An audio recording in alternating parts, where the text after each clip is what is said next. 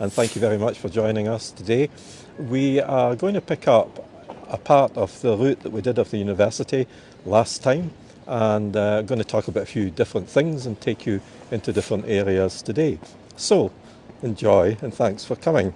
So I'm going to start talking about this object here, this sculpture by David Forsyth, and it's called Bite, and it is commemorating the going back into the past. There was a paperback bookshop here, and it was the first paperback bookshop of its kind ever to exist back in the late 50s, early 60s, and it was run by a man called Jim Haynes, and he was a shaker and mover. He was a real kind of person that made changes. He was a sociologist and he was a writer. He had come over to Scotland initially from Louisiana in the United States, and done some time here at Edinburgh University studying and set up his bookshop. Now, where the bookshop used to be, because it is long gone many years ago, and the informatics department of Edinburgh University is where the bookshop was, and this is it behind here. That's all that clever technology and computing stuff, of course. And this book here, called Bite, signifies pixelation, and it makes a reference to the literature, to the paperback books which Jim Haynes was selling in his shop. And if you look closely here, you will see where it's all beginning to dissolve and eat away and disappear. But at the same time, you could turn that on its head and say, well, it's growing, and it's all about pixelation and imagery through computing. So it's a reference also to education, to the studies at Edinburgh University and the time it merged with Edinburgh Art College. So a very clever piece of work by David Forsyth, who's a local artist. So we'll move on, and if you look on the wall here is a rhinoceros sticking out of the wall. And this is again paying homage to the paperback bookshop that actually was here. And I'm going to show you this photograph, this old image, this old photograph. The shop was here until 1967, and it was selling a book which was very controversial called Lady Chatterley's Lover. And that book had been written by D.H. Lawrence in 1928, and it had not been allowed to circulate in Britain because it was seen as obscene. And it was released in France, but not here. But then Penguin Books, who were publishing this novel, were taken to court here in Britain, and they won their case. And shortly after that, in 1960, we had Jim, who had the bookshop here, selling that book, until a lady came in one day, and she took the book off the shelf, Lady Chatterley's Lover, and she paid for it, and she took it outside and set fire to it. And I can actually show you here the lady here, and you've got Jim Haynes here, who owned the bookshop, and you've got the book on fire, the paperback book on fire there. I hope you can see that. And what I'd like you also to have a look at is this rhinoceros's head. The stuffed rhinoceros's head. Now you may think, what is the connection with that and the bookshop? Well, it was a random connection, because Jim was walking along Princess Street one day and happened to see a couple of gentlemen carrying this rhinoceros's head, and they had belonged to what we call the New Club, and the New Club is still in existence today, and they were going to dispose of it. He said, what are you doing with that? Oh, we're just going to throw it away. And he says, I can use that. And he did, as a marketing symbol outside his shop. And today, you can see that we've got the actual sculpture by William Darrell, who was a young sculptor who was commissioned to re-establish this rhinoceros. Now, he made a bit of a mistake in the early days in that he put two horns on the rhinoceros, mistakenly, because the one that was in front of the paperback shop had only one horn. So this shop, yeah, quite iconic and commemorated. It existed from way back from 1959 and closed in 1967. And then the university started to develop more with new buildings and, of course, replaced the shop as it is today. So you can pass by this rhinoceros head as a tribute to the gentleman. Now we're walking further on, and you can see where you can purchase goods if you're a student or alumni of Edinburgh University. They have got associated t-shirts and other items as well. But what I'm going to do is shortly pick up the trail. If you were watching us last time, I was talking about Susan Collis, who was a public sculptor, public art sculptor, and a trail of bronze droplets going from the McEwen Hall, which you can see over on the left-hand side. If Joe can get a picture of that, it's looking especially nice just now because it's got the gold, the sun on that wonderful golden sandstone effect, and just in front of it here on the left, it's a big lamp post, and that is to commemorate Sir William McEwen, who was a Member of Parliament and brewer, who gifted the McEwen Hall, the graduation hall of Edinburgh University. And it's quite an elaborate thing, so it is. So we're going to have a look for the little bronze droplets, and here they are. I thought I was going to miss them for a minute there. And they go all the way from the door at the McEwen Hall and stretch just and finish here. Now, if you remember Susan Collis, maybe you didn't see us last time, but Susan Collis, an installation artist, and she calls this piece of work the next big thing in small pieces. And it resembles somebody with a vessel, a leaky vessel with molten bronze, walking from the doorway of the McEwen Hall across the street. And she wants to have understated work, which is you could easily miss and easily walk over and not even know there's a piece of artwork there, rather than great big extravagant statues of people, overbearing sometimes. So a humble, understated artwork. And I think, yes, I like that. I'm a painter myself, and I like to be in touch with people, not just people who buy art, but hopefully reaching out to everybody. Now what I'm going to talk about is looking across, well, it's not really across the street, it's in the area we are talking here at, where the house of one Agnes Mackelhose, who had a connection with Robert Burns. Now, Robert Burns visited Edinburgh, and it was in 1787, and he was here to get a bit of promotion, a bit of help in promoting his books, a patron, but also to widen his experience. And he was partying all around the city and engaging with some of the wealthy people, and he happened to meet this lady, Agnes, and they hit it off. They had a really good conversation, and she invited him for tea, and yeah, he thought, yeah, I'll do this, and he got into a carriage and he came up to visit her at her house in this area that I'm standing in, where we had a street called General's Close, where she stayed with her 2 children. She was waiting and waiting, but unfortunately Robert had an accident and the coach he was in overturned, and he injured his knee, and he was unable to keep that first date.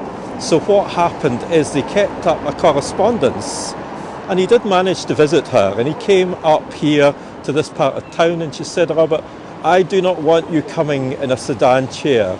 I want you to be understated. You got better walk if you're coming up here, because, well, she was quite a religious person, and having a gentleman like Robert Burns coming and visiting her at certain times of day, she wasn't keen on, but she said, you can take a sedan chair back, because at night everybody will be in bed and they won't actually see you leaving. But he had some really good chats with her, and he had a non-consummated affair with her. She was very upstanding, she was very religious. She had had a marriage, a dysfunctional marriage, where her husband had left for Jamaica, and she always had this feeling that she would get back together with her husband. She went to Jamaica and discovered was having a relationship with one of the locals there, so that wasn't going to work, and she returned. Anyway, the correspondence between Robert Burns and Agnes McElhose, or Agnes Craig was her maiden name, continued under the names of Clarinda, and he was Sylvander, because it was to keep them kind of anonymous, if you like. And they delivered letters, or rather Agnes's servant, one Jenny Clow, delivered letters to Robert. And you know what happened? He had an affair with Jenny Clow, and she had a baby. So that was kind of the end of any possible long-term relationship with Agnes or Clarinda, and that was the end of the story. They did write to each other, but it didn't get any further than that. So that is the story of Clarinda, Agnes Craig, who lived in this part of town and was a very close friend of Robert Burns, a national poet. He did write a song for her called A Fond Kiss, which is a song of leaving, of parting, and that was very significant, tied in very well with the relationship that might have been. This is the remains of a tenement development, and there is another building on this side of the street which mirrors this one, and there used to be a building in between them, like an H, the letter H, because the square used to finish here in two little alleyways and not the big street that you see today. So it was just part of a bigger architectural project here. Now, number 16, if you look at the pediments above the windows, you'll see they're quite sculptural, they're quite decorative. The reason is that it's an 18th century building, it's a listed building, and there's still some of the original wood and panelling in there as well, but a terrible, terrible event happened here in 1916. During the First World War, there was two Zeppelin airships coming over Edinburgh, and they were bombing the city, and they had bombed the port of Leith, where the ships were, and they'd come up the mound and they'd bombed beside Edinburgh Castle, and they'd bombed the grass market, and they ended up bombing this more residential part of town, and certain people in their beds were having bombs come through their ceiling. One gentleman died immediately, the bomb just hit him, killed him. One lady, the bomb came through her ceiling, went through her floor, and started a fire in the flat below, and she just started pouring water down. And at this point here, 6 people were killed at number 16 who resided in this house. Now, there's old photographs that show you the bomb damage.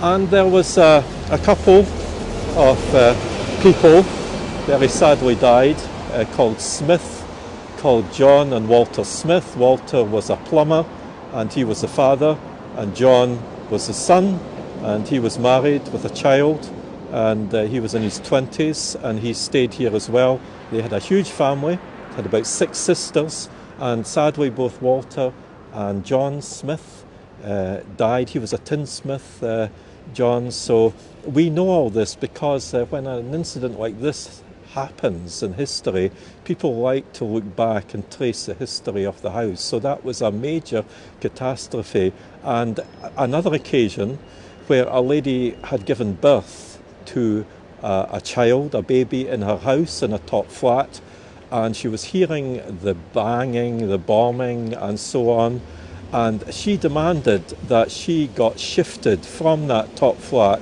down into the basement of the tenement because her side, it was doing her head in. It was just terribly worrying, and she calmed down a bit, and the name of the baby that she had, it was named in this way. It was named Catherine Campbell Rada Smith. Catherine Campbell Rada Smith, because of the bomb raid. So they wanted to commemorate this terrible, terrible atrocity. So there's about 13 people died in that terrible bombing back here of Edinburgh. we're just going to swing us around and point out something else now. Maybe Joe can swing up and take a view of the close step gables of this 18th century tenement house. And over at the other side, there is a mirror image. There's an exact copy of that. And if you can imagine another building in the centre before this street was opened up, that was the artistic balance that the architect was aiming for. So it was a very fine example of architecture. Now we're going to go over here to the Wesleyan Methodist Church, which opened in about 1814. Methodist Church. There was one in Old Carlton. Joe and I were up at Old Carlton in an earlier tour, Carlton Hill, and it was demolished because of the Waverley Station development, all that sort of thing. And they built this church here, and it's in what we call classical style of architecture. Inside it's got wonderful pillars and a wonderful interior, very bright light interior. And it was designed by one Thomas Brown, architect, who was one of those who was designing many of the houses and residences about this part of town. So we're still in Nicolson Square. Now I'm going to show you this fountain here. Unfortunately it's not working. We've got a lot of metal here. It commemorates metal workers, brass workers, bronze workers. And this fountain was an exhibit at the Great International Exhibition of Industry, Science and the Arts in 1886, which was held here in Edinburgh. And this was a showcase for people to show what they were good at making. And this was one of the elegant exhibits here, this fountain. It's a bit of a shame that it's not working. It would be great if it was. It could do with a bit of a clean-up, a bit of a tender, loving care as well. But this is a nice little public square where you can come in and have a coffee and just enjoy the space. Public spaces are always good, places you can go, accessible. Great believer in that. Believe in ownership of our city. Now we're coming to yet another monument. This commemorates brass founders, and this was also an exhibit at the International Exhibition of 1886 and commemorates the people who were metal workers. Now at the top is the biblical figure of Tubal Cain from the Old Testament, a metal worker. So he is, these people who made these things are being held in great respect. The designer of the pillar was a man called James Gowans, who I've already mentioned in an earlier tour, an architect who had very much to do with the setting up of that international exhibition. And the artist who did the figure of Tubal Cain at the top there was John Rind, again a well-known name here in Edinburgh. We've got Keith Stewardson is saying he worked on the renovations of the Methodist Church. Oh, fantastic. I'm so glad. Back in 1992. Fantastic. Thank you very much for joining, and I'm so glad we covered that. It's a beautiful building, and I've been in there a few times, and there's a cafe also, and it's all very human. It's very welcoming. It's very. I think the One World shop also have got a place down in the basement today, too, in the Methodist Church. So this is Newington. And the kind of 1960s, some of these back there, tenement buildings, but they're in the style of the 18th century. It's a beautiful building. Just notice the way the sun is hitting it at the moment. In fact, maybe this is the best view we'll get of the architecture. Joe's going to tell us something about the goings-on and the people associated with Surgeons Hall, but it was designed by Sir William Playfair, and it's in the Greek revival style of architecture. You can see like a Greek temple, very, very amazing. And I'd like you to look at the pediment. If you look at the decoration inside the triangular bit at the top, although this building dates, it's dating to the 1830s, that pediment dates back to the 17th century. because in the 20th century, I know this gets very confusing, all these dates, they decided because Surgeons Hall had had so many different buildings that they would place one of the earlier decorative schemes from an older building in that pediment at the top, just under the flag, so that is amazingly decorated. Okay, so we've got the Edinburgh Festival Theatre, which has gone through various refurbishments.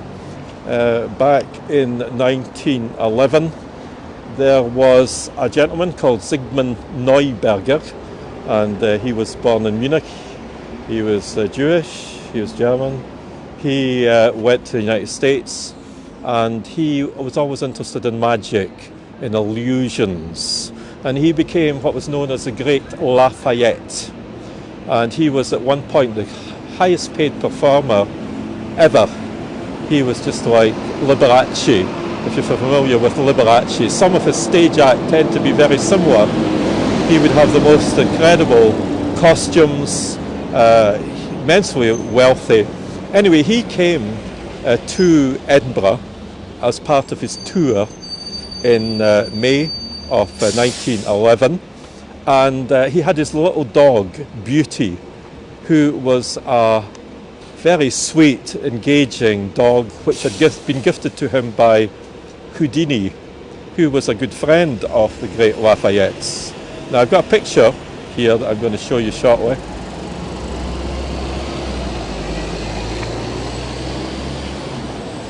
And here he is, the Great Lafayette. Now he was very inspired by Oriental magicians and Asian magicians, and he was covered in diamonds, and his dog Beauty had a diamond and golden collar, and he much preferred the company of Beauty to any human being, and he was seen as being rather eccentric because of that. And Beauty had all the best couches and beds and luxurious silken cushions to sleep in. She had all the best places in the Caledonian Hotel to go to, because the Great Lafayette, that's where he was staying, there in a suite of rooms there. But you know what happened? He loved the dog so much, he overfed the dog, and the dog died suddenly when Lafayette was here in Edinburgh. And he was absolutely shattered and bereft and sad. And he wanted to give the dog a good going away. And he wanted it to be buried in a graveyard in Pierce Hill Cemetery in Edinburgh. And he approached the council and they said, we will not entertain having a dog buried here in a public cemetery. And he says, but I'll pay you anything. Money is no object to me. And they said, well, if you were to have yourself interred in this grave, we would offer it for the dog to be buried here. So that's what would happen. They got the grave all ready. They were going to have the dog buried there. He sent the dog here to Surgeons Hall to be embalmed and to be put in an oaken casket with a glass top. And sad times, and the dog was going to be buried. Now, 2 nights after he started his shows here at the Festival Theatre, which was then called the Palace Empire Theatre, he had an extravagant illusionist performance. He was known as a quick change artiste. One of his set pieces was the coronation of King Edward VII, where he would change costumes and characters very quickly. He would become the king, he would become the Archbishop of Canterbury, and all the most amazing quick change performances. But he had this big illusionistic performance called the Lion's Bride, where he had a live lion here as part of his performance, and he had horses, he had dogs, he had fire eaters, he had jugglers on stage. He was taking people away to Fantasyland, most extravagant, spectacular, and his performance included a woman who was to enter a lion's cage with the live lion, and at the moment of her entering the cage, the lion changed into Lafayette. He pulled off the lion's skin and there he was. Incredible. So he was giving his bow at the end, when suddenly a Chinese lantern went on fire and it set the drapes, the curtains behind his set on fire. And it was conflagration. There was 3,000 people in there watching this show, and they thought it was part of the act. They saw the burning background and they thought this is all part of Lafayette's extravagance. But the only way they got the people out of the theatre was to bring down the safety curtain, the iron curtain, and keep the flames behind the stage, and that's when people left. They knew there was something bad happening, and it was hugely bad. Lafayette had locked all the doors backstage because he didn't want anybody creeping in and finding out how he did his magic tricks. He managed to escape, but then he realised once he was out that his horse, his black stallion, was still backstage. So he came back in backstage, he took the black stallion, and he didn't get it out of there. He didn't manage to get out himself, and he died. He was one of the 11 people, including stagehands, including orchestra, including his company, who died in that terrible atrocity back in 1911. Now, they were looking for his body, found his body, and it was very badly burned, and they had to have it cremated. There was no cremations in Edinburgh at the time, so they had to take the body through to Glasgow to be cremated, and at the same time they went back into the theatre and they found another body which they hadn't seen before, with very expensive rings on the fingers, and then they realised they had the wrong body. It was the double who they had sent for cremation, and Lafayette's body was still in the theatre. So Lafayette was his remains taken and cremated, and an amazing funeral cortege came into being, and all the Edinburgh people turned out to see this huge procession of Lafayette's remains to be interred at the cemetery, the Pierce Hill Cemetery. The dog Beauty was embalmed, and they placed the urn with the remains of Lafayette, with his ashes, between the paws of the dog. And you can go today and see the tomb of the great Lafayette. So, incredible story. They say today his ghost still haunts the theatre, and a tall 6-foot shadow and cold spots are experienced from some of the time. This museum, or rather Surgeons' Hall, is the oldest surgical organisation on the planet. It goes back to the 16th century, something like 1505, during the time of James IV, and went through different homes, and today this is the home, final home of it. And here we have got a sculpture by Dennis Mitchell, who was a Scottish sculptor, and it shows an abstracted, almost like armoured hand holding a scalpel.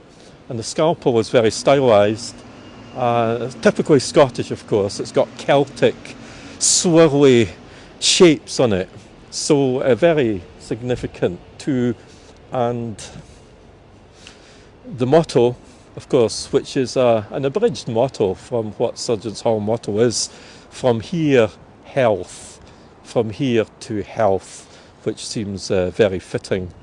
So various personalities in the history of Edinburgh's medical history have connections here, and I'm going to let Joe continue from here, but I'll just make quick mention of James Young Simpson, Lord Lister also, and James Syme.